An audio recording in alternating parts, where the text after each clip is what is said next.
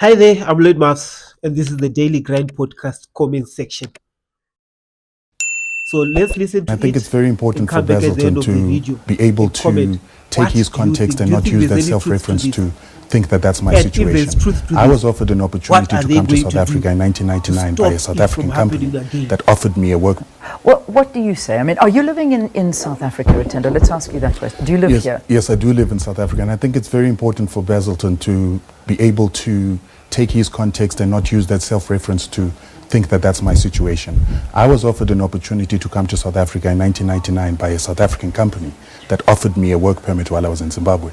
I was working as a manager in a company, and I came to South Africa because of the opportunity it offered me in the marketing space. So I did not leave Zimbabwe because of the fact that Zimbabwe was not good.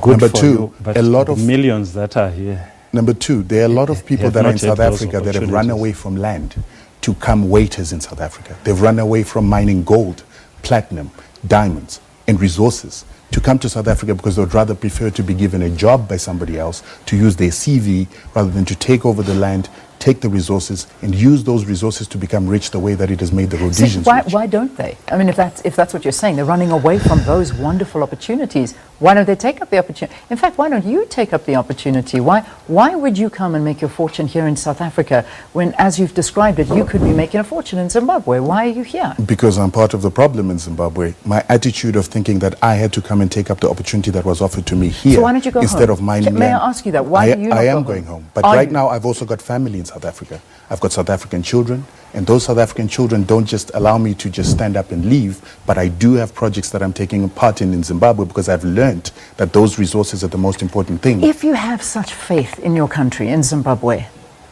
I would say and I would think you would get up and you would take your family and you would go and fix up the future of Zimbabwe. If you're saying there's land, if you're saying there's minerals, if you're saying there is so much wealth and opportunities for you there, you're living a contradiction.